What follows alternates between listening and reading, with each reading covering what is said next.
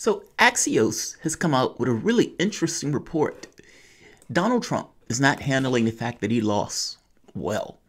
To be honest, I don't know who would handle that all that well. At the end of the day, a president goes for 4 years, and then at the end of that 4 years, puts himself up for contests, almost like the Black Panther, getting rid of his serum in order to go back down and fight into the ring. And that president is either found lacking or not. With all of the institutional, let's say, advantages within the context of being president, oftentimes presidents win those contests. They have an institutional advantage of the bully pulpit. They look presidential. They're out there presidenting. They look the role. The other person has the disadvantage of trying to make an excuse as to why they should change ship, why they would be better at that particular job. In Donald Trump's case, when you have, 250,000 people dead, that's a hard case to make. Nevertheless, he made that case and was able to get, 10 million more people to vote for him. The immigrant population trending towards Trump. You had more blacks, more Hispanics voting for Trump.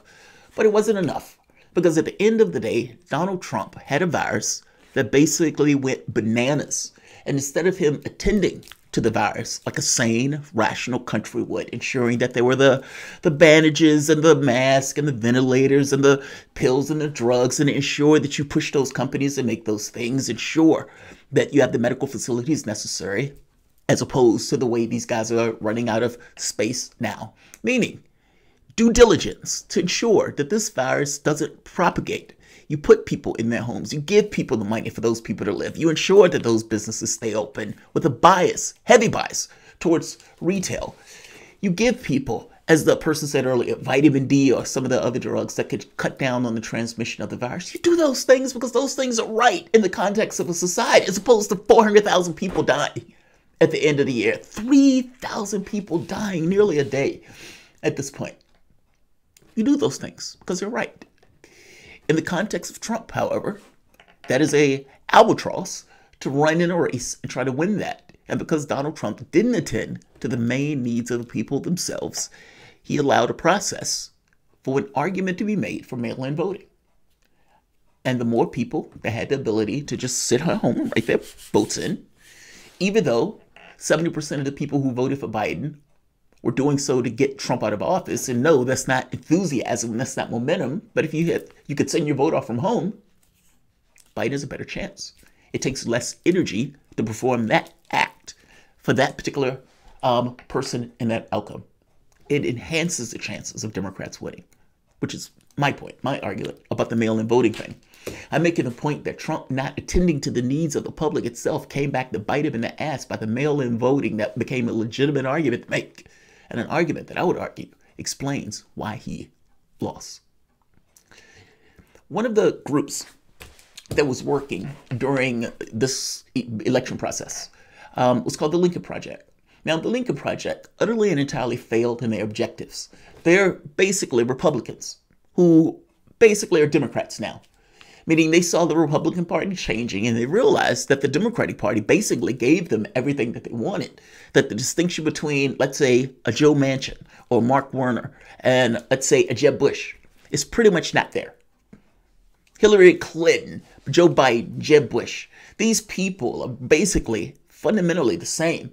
There may be a gradient or a modicum, but that modicum is not necessarily enough where you can make a determination that these people are in different parties or their political spectrum is somehow different. They're not. What the Lincoln Project wants is to basically appropriate the Democratic Party. Now, the Bidens of the world would agree with that. The bipartisanship that Joe Biden is talking about is basically that. When Rahm Emanuel said this is going to be the year of the Biden Republican, it's that. Now, they failed in that goal because the Republicans basically stayed with Trump. They didn't leave Trump like that. And so their objective in trying to pull all of these Republicans over into the Democratic Party failed. That doesn't necessarily mean that the Democratic Party didn't want them to fail. They wanted them to succeed. They would prefer that they would have people who were further to the left as opposed to depending upon the left wing. What happened this year? The left wing was ascendant most of the year, right? I mean, the argument that took place in the primary was, do you agree with Sanders or don't you agree with Sanders? And that was on everything from healthcare to education, etc., etc., etc. The arguments at the end of that, one, I could show you the polling on it from the standpoint of America, where they started off and where they ended up, especially on the issue of Medicare for all. What they want is to deaden that. They want to not be dependent on that.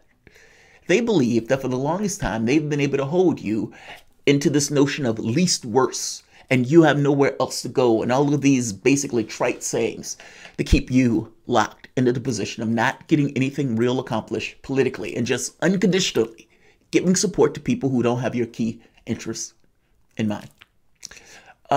What they would prefer are people like this, the Steve Schmitz of the world. Those people, basically the people who they consider to be, yes, Republicans, but are so close to basically the mansions of the world that they have basically become Democrats. If I'm not mistaken, Steve Schmitz has just become a Democrat, or some of these people have started to leave the party. They've been trying to get Republicans to vote for Democrats. The Rahm Emanuels of the world, the Joe Bidens of the world, the people who they're putting in those positions of authority, into those cabinet positions, are basically going to be people with this kind of idea of quote-unquote bipartisanship. They're going to work with Republicans. Biden is even going to apparently bring Republicans into his administration. I'm making the point that any idea of the stuff from the left that was ascendant is out the window. And none of that stuff is going to get any kind of attention at all in any real significant way. The Lincoln Project is basically the people who they want. That's what I think. I think the Democratic Party basically wants the people like the Lincoln Project. They get tired of being entirely dependent upon the left, have to cater to these ideas of lefty stuff and have to deal with that stuff. And if they could get away from that, I think they would. And if they can create a voting coalition that would have a slice of Republicans that could mitigate the slice of the left, then they could basically attend to their donors with a class of privileged people who are basically complacent about the whole thing, with the left being marginalized. The problem is that they didn't get those Republicans. All of those liberals that dropped all of that money into that particular Lincoln Project basically wasted cash.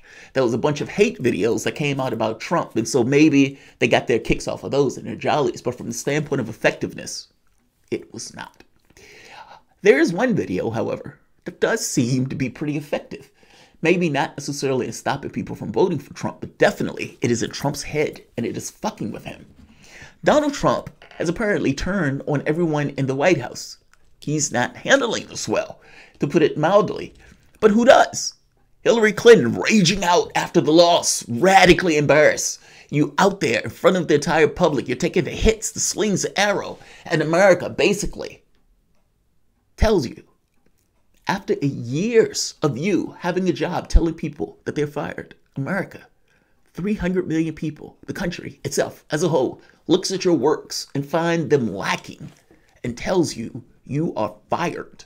And either you will leave or you will have Secret Service drag you out with your box. That's embarrassing, right? So I don't expect any human being to be able to deal with that all that well. And Donald Trump, with his ego being pricked like this, apparently is raging out in the White House. And he's attacking anybody that is not given credence to the conspiracy theories that he's been throwing out. You don't believe Nicolas Maduro and the communists and Hugo Chavez's ghost tried to take this election from me? They cheated me. Fucking Hugo Chavez. Hugo Chavez. And the person, if they say no, Trump is going to be angry at them and is going to think they're weak. This has apparently been taking place to pretty much anybody that's near Trump.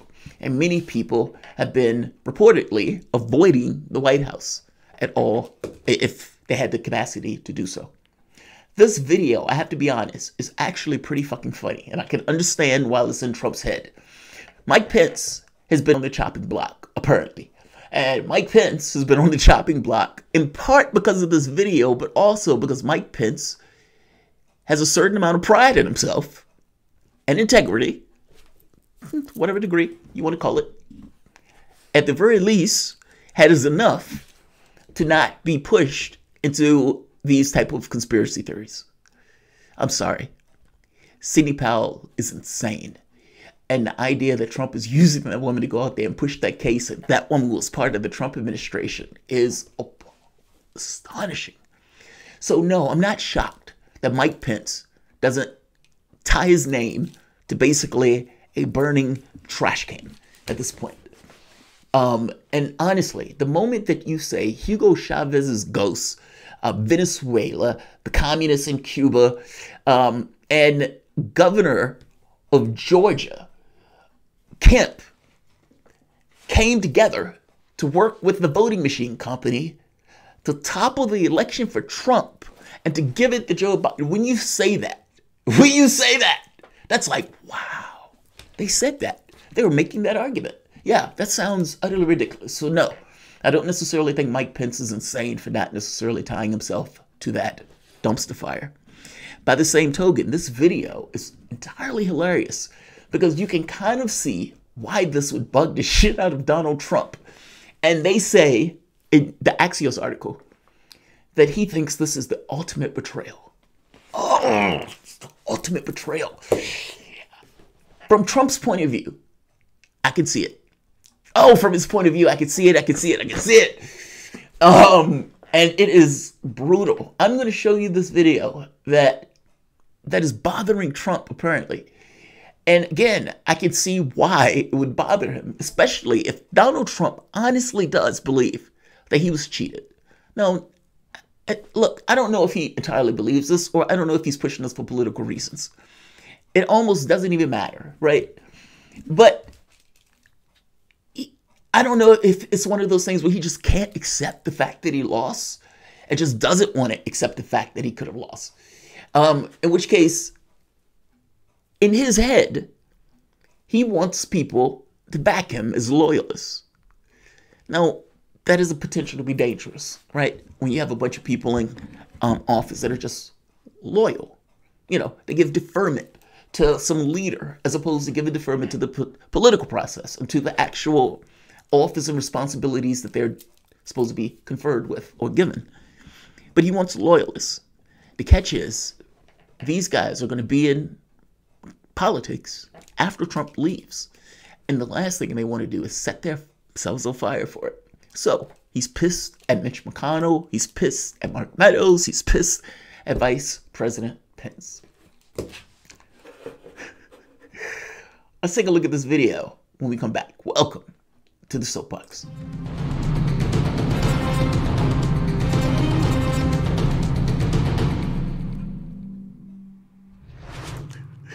My name is Jamarl Thomas. This is the Progressive Soapbox. Guys, if you dig this content, please like, share, and subscribe. You can always support this content through PayPal or Patreon. The intro went way too long. I had forgot that I didn't do the intro. So, great. This video is only 30 seconds, though. And I want to talk about it after, only because I think you can see why this would bug the shit out of Trump. Now, again, let's assume for the moment that Donald Trump actually does in fact believe he was cheated. Let's say the people around him have been whispering that to him, and he's like, yeah. I don't believe Joe Biden could have got all those black votes. I don't believe it. All right, fair enough. Mike Pence was the guy that he chose. That's his ace boucoon, right? Mike Pence was the guy from early on that had to put up with the slings and arrows, had to go into the debates, had to fight for Trump, had to be out there and stomp for Trump. And Mike Pence gave a certain degree of legitimacy and stability, whatever you want to call it, to that administration. And so Trump, having him as his number one guy, not support him in this or not back him entirely in this. Pence hasn't come out necessarily and said anything bad about Trump. But he clearly hasn't done anything to back this stuff either. Let's take a look at the video. And I think you can see why Trump, this particular one, might stick in his craw. The end is coming, Donald. Even Mike Pence knows.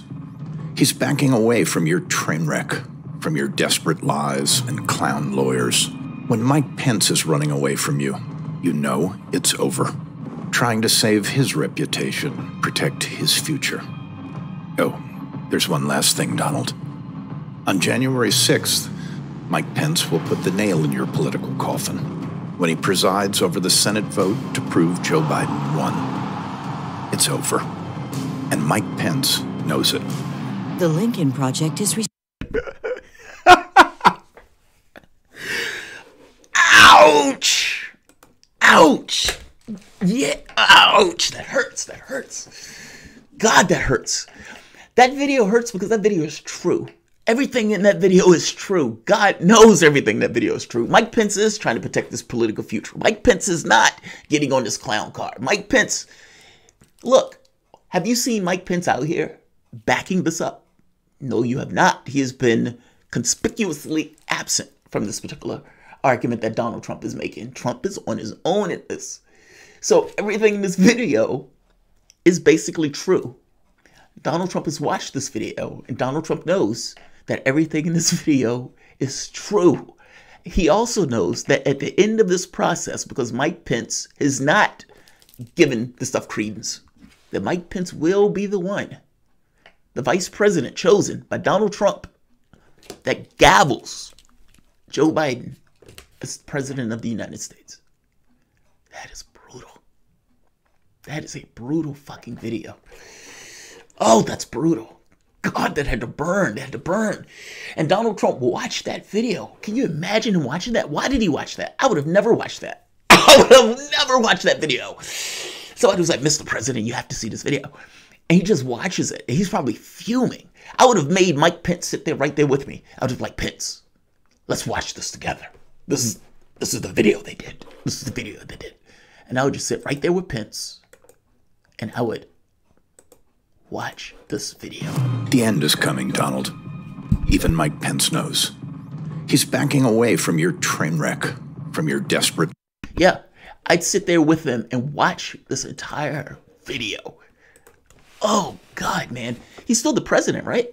He could command the vice president to come and sit there with him as they watch this video of Lincoln Project, basically tell all of the things that Mike Pence is actually thinking, because it's what any rational human being would be thinking. And then what is Pence going to say in this situation? No, Donald, I'm not trying to save my political future. No, Donald, I do believe in this clown car of stuff. I was just been busy at home, doing my other stuff. No, what is he going to say? Everything in that video is true. Everything in that video is true. And I suspect that's what makes it hurt. Axios, the article, basically says Donald Trump sees that gaveling process at the end of this as the ultimate betrayal. The ultimate betrayal. Oh, that's so epic. That's so epic. The ultimate betrayal. Targets of his outrage includes Vice President Pence, Chief of Staff Mark Meadows, White House Counsel Pat Cipollone, Secretary of State Mike Pompeo, Majority Leader Mitch McConnell. He said Mitch McConnell was first off the boat. First off the boat. Because, after a while, McConnell came out and says, all right, this is done. The Electoral College has called it. This is done. I don't believe for a moment that those people really backed Trump. I think it was in their political interest to do so. And so they did so. But it was only so far they were willing to go. The new fixation, Trump has been asking advisors on whether he can get state legislatures to rescind their electoral votes. He's told no, and he lashes out, said the source. In an Oval Office meeting, Trump spoke with House Republicans about voting to overturn the results of January 6th, a desperate vote that even Trump has privately acknowledged he's bound to lose. This is a president doing everything in his power to cling to power. Why couldn't Bernie Sanders act like this? No! Why doesn't the left act like this? Why don't you act like this? Think about what I'm saying for the moment. How many people are going to be evicted, right? How many people have died? How many people have gotten sick and ill? How many people are going to, at food banks and not able to eat? How many of those people don't know how they're going to pay their rent or whether or not they're going to get another job, when they're going to get that job, or whether that business is going to open back up? How many people? And you ask yourself, did it have to be that way? Do you realize 42% of the population was making $18,000 a year before COVID? And the people who basically were hit the most were those same people. Those were the businesses that were shut down, retail being obliterated. And for Congress to basically not give a shit, if you're not going to be radical, if you're not going to be relentless for human beings, then what are you going to be relentless for? Right? Donald Trump is doing all of this stuff for ego. And you can't get many of the people on the left to even fight for a fucking vote on Medicare for all. As if Papa Pelosi or Mama Bear Pelosi is so vital to this particular process. I got to be honest. I don't care who becomes Speaker of the House. It should not be Pelosi. And the left should not in any way attend to this. People would make the argument that the moderates would get mad at us. At which point have been an appeaser helpful to you? At which point have your docility been rewarded? With what? With what? I'm oblivious to it. I don't know what you believe you've been rewarded with over the time that you've been docile. I'm saying that politics needs to be far more adversarial, especially from the standpoint of the left. And what Donald Trump is doing right now, though abominable and appalling, if it was done for good ills, would it make it right? I would even make the case, would it make it ethically, almost like an obligation that should take place if you're doing those things for the betterment of human beings as opposed to doing it for his own selfish ends? I guess I'm asking the question, why doesn't the left behave in those ways? You're doing it for the good. Monday night, the president got his personal assistant to email Republican lawmakers on PowerPoint slide attacking Mitch McConnell for being the first one off the ship and claiming credit for Mitch's victory in Kentucky. Wow. That's that's rough, man. This is brutal. Yeah. Basically, stay clear of the White House. And basically, Mike Pence is probably up shit's creek right now. Trump views on Pence as not fighting hard enough for him. The same complaint that he uses against virtually everybody who works with him and has been loyal to him. A source who spoke to Trump said the president was complaining about Pence and brought up the Lincoln Project ad that claims Pence is backing away from Trump. The ad has clearly gotten into Trump's head because the ad is true. And Donald Trump knows it's true. And Donald Trump doesn't have to ask Pence because Donald Trump doesn't want Pence to lie to him. He knows it's true. And it burns that much more. And what he also knows is when Pence gavels Vice President Joe Biden in, which he will do, it will be the ultimate betrayal. And he knows it is coming. Like, share, and subscribe.